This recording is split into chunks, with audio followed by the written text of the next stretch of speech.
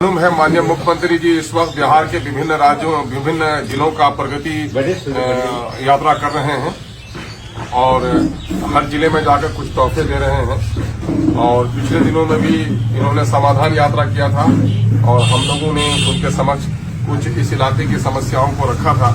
और अब जबकि वो प्रगति यात्रा में आ रहे हैं, माननीय मुख्यमंत्री का सीमांचल में जो आगमन है 21 को किशनगंज में और 22 को अररिया में और 27 को पूर्णिया में, तो ऐसे मौके से MIM पूरा परिवार माननीय मुख्यमंत्री का हार्दिक अभिनंदन करता है। हम उसका शुक्रिया अदा करते हैं कि माननीय मुख्यमंत्री जी ने सीमांचल के इस पिछड़े क्षेत्र में आगमन का अपना प्रोग्राम बनाया है।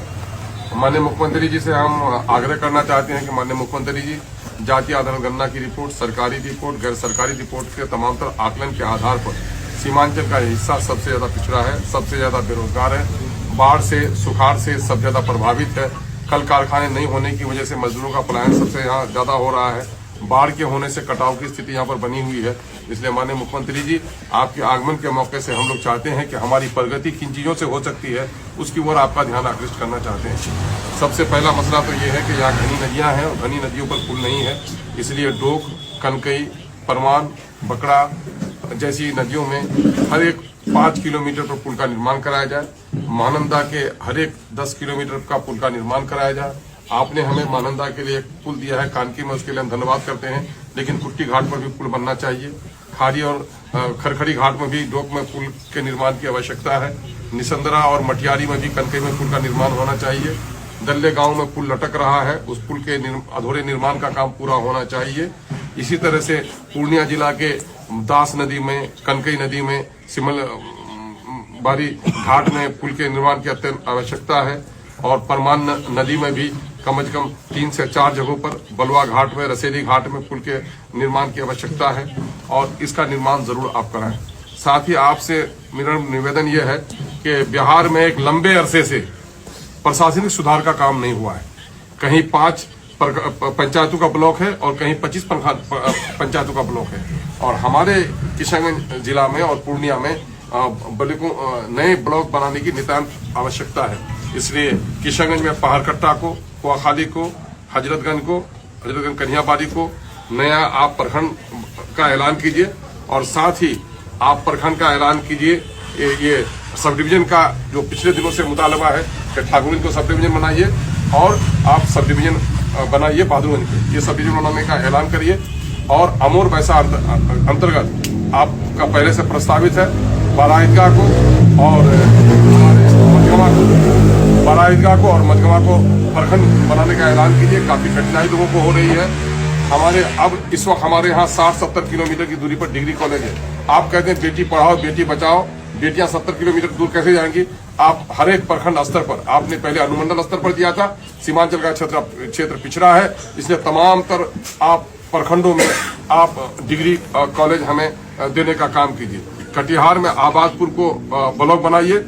एक बहुत बड़ी बात है, आपने काम किया है, हमारे लिए हम साधुवाद देते हैं कि आपने चमड़ों की दबागत कराने के लिए, धुलाई करने के लिए यूनिट सैंक्शन किया है। जैसी कि सूचना अभी मिली है कि आप किशनगंज में दे रहे हैं, लेकिन उसकी जो प्रोसेसिंग है और मैन्युफैक्चरिंग होनी है उसके लिए आपने दूसरे जिला में उसको आमंत्रित कर दिया है। किशनगंज के लोगों की तरफ से मुतालबा है कि हमारे यहाँ कोई कल कारखाना नहीं है, चमड़े की धुलाई भी यही होनी चाहिए, सफाई भी होनी यही चाहिए और मैन्युफैक्चरिंग की भी यूनिट यहीं पर आप लगाए ताकि हमारे लोगों को रोजगार मिल सके।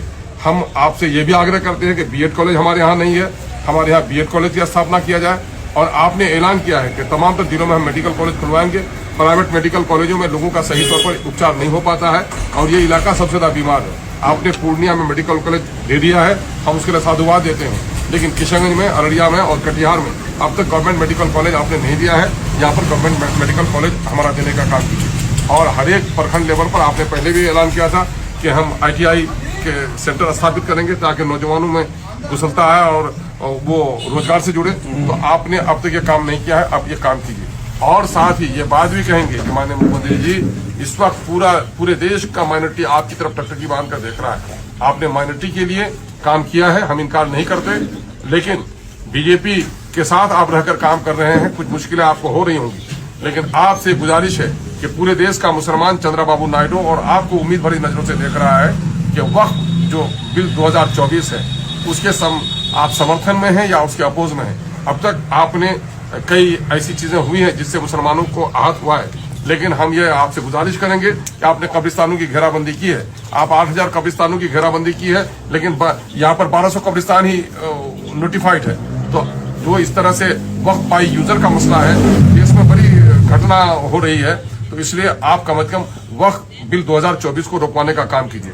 आपसे हम लोगों ने पहले से भी गुजारिश की है कि पटना को आप हाईकोर्ट का एक बेंच दीजिए और पूर्णिया को हाईकोर्ट का एक बेंच दीजिए, ताकि यहाँ के लोगों को जो तमाम मामला में जाना पड़ रहा है पटने की भीड़ घटे और यहाँ के लोगों की समस्याएं हों। हमारे यहाँ तो समस्याओं का अंबार है ना। 1-2 जख्म नहीं सारा जिसमें छलनी, दर्द बेचारा परेशान है कि कहाँ से उठे। इसलिए हम आपसे गुजारिश कर रहे हैं कि सीमांचल में आप आ रहे हैं प्रगति यात्रा के मौके से, हम सभी लोग बल्कि किशनगंज, पूर्णिया, अररिया, कटिहार, बल्कि सीमांचल का जन जन और कन आपका इस्तकबाल करता है। हर उम्मीद करते हैं कि जिस तरह से नालंदा और दूसरे क्षेत्रों में आपने विकास किया है, पटना का विकास किया है, उस विकास की गति से सीमांचल को भी जोड़ने के लिए आप प्रयास करेंगे। इसके लिए हम कवल अजवक्त आपको साधुवाद देते हैं और आपका शुक्रिया अदा करते हैं। बोलिए। माननीय मुख्यमंत्री से, क्योंकि अख्तरुल इमान साहब ने असेंबली में भी ये मुद्दा उठाया था जब MIM जीती, तो उपराजधानी का हमने वो किया था, उपराजधानी का मुतालबा हमने किया था। तो अख्तरुल इमान साहब को असेंबली में भी इन्होंने उठाया था और MIM का पहला दिन से है कि पूर्णिया को उपराजधानी का दर्जा दिया जाए। और सीमांचल डेवलपमेंट काउंसिल का मुद्दा है, ये मुद्दा बहुत इम्पोर्टेंट। जब नागपुर में बन सकता है और दूसरे बेलगावी में बन सकता है और नॉर्थ ईस्ट में बन सकता है, दार्जिलिंग काउंसिल गोरखालैंड बन सकता है, तो फिर सीमांचल क्यों नहीं बन सकता? आखिर मुख्यमंत्री जी आप सीसा का पुल राजगीर में बनाए, हम लोग देखने गए, तो हम लोग भी चाहते हैं कि सीमांचल डेवलपमेंट काउंसिल और दूसरे लोग भी इस इलाके को देखें। सीड प्रोसेसिंग, यहाँ पर चाय पत्ती का प्रोसेसिंग प्लांट की मांग है। अभी केंद्र में आपकी सरकार है, चिराग पासवान मंत्री हैं, पाइनएप्पल की बहुत बड़ी खेती होती है, केला की खेती होती है। इस मुद्दे पर भी फूड प्रोसेसिंग प्लांट इस इलाके में लग सके, ताकि यहाँ के रोजगार को, क्योंकि सबसे ज्यादा लेबर इनपुट मेरे पास है। तो यहीं पर वो जवानानास मेरे यहाँ होता है, केला मेरे यहाँ होता है, बांस की खेती अच्छी मेरे यहाँ होती है, मकई का इथेनॉल की फैक्ट्री मेरे यहाँ लग सकती है। तो क्यों आंध्रा और महाराष्ट्र यहाँ का मकई जाए? यहीं पर फैक्ट्री खुलवाने का सब्सिडी दीजिए, लोन दीजिए, रोजगार का साधन हो। कब तक आप बिहारियों को दूसरे जगह हम बिहारी जाएगा? बिहार में सीमांचल एक बहुत ही पिछड़ा इलाका है और अख्तरुल इमान साहब और बैरिस्टर असदुद्दीन ओवैसी साहब ने 16 अगस्त को भी कहा था कि सीमांचल की क़यादत अख्तरुल इमान साहब जो मुद्दे पर कर रहे हैं उसके साथ हम उसी से फिर से आपसे गुजारिश कर रहे हैं कि आप एक टेक्नोक्रेट हैं, इंजीनियर हैं, पढ़े लिखे हैं, जयप्रकाश लोहिया कर्पूरी जी की बात करते हैं तो उनके कदमों पर भी चले। आपसे फिर से अनुरोध कर रहे हैं कि आपका अफसरशाही चरम पर है, आपके पुलिस और आपके डीएम चरम पर है। उनको बतलाइए कि वो जनता के लिए है, ना कि जनता से ऊपर। ये और हाँ, एक और मुद्दा है महानंदई पर आबादपुर ब्लॉक का मुद्दा है जो अख्तर साहब ने उठाया। वहां पर 2 पुल है जो आपका ताकि वह बंगाल से जोड़े, उस पर भी आप केंद्र में आपकी सरकार है। गडकरी जी ने आज ही उनका देखा है कि बहादुरगंज टू किशनगंज जो हमारा मुतालबा था उसका आज उन्होंने DPR के लिए वो टेक्निकल स्वीकृति दी है। ये भी मुद्दा है, बिहार बंगाल को और मजबूत कीजिए। आबादपुर में भी 2 पुल का मामला है, वो भी हल है। एक और जरूरी मुद्दा है, वो ये है कि 2008 में ही केंद्र और राज्य सरकार के साझा कार्यक्रम है महानंदा बेसिन योजना। महानंदा बेसिन योजना से लोगों को ये परिकल्पना थी लोगों की कि साहब महानंदा बेसिन योजना से इस इलाके के लोगों को बाढ़ से निजात मिलेगी। लेकिन अभी जो उनका DPR सामने में आया है उससे ये है कि दोनों तरफ बांध बांधने के नतीजे में बस्तियां अंदर में आ जाती हैं, जिससे लोग काफी भयभीत हैं कि महानंदा का बाढ़ का पानी तो फैल जाता है, बांध बांधने के नतीजे में हमारी बस्तियां डूब जाएंगी। इसलिए उसका जो प्राक्कलन है उस प्राक्कलन में उसमें फिर से तरमीम किया जाए और ताकि उसमें संशोधन करते हुए बांध के अंदर बस्तियां नहीं हो बल्कि बस्तियों से बाहर नदियों के किनारे में बांध हो। और यहाँ बांध सैलाब बड़ा मसला नहीं है, यहाँ फ्लड आता है, पानी आता है, गुजर जाता है। सबसे बड़ा मसला इरोजन है, कटाव का मसला है। इसलिए यहाँ के लोगों का मुतालबा है कि महानंदा और महानंदा बेसिन की जो दूसरी नदियां हैं जहां जहां हमारी आबादी है वहां बोल्डर पिच करवा करके हमारे गांव को आप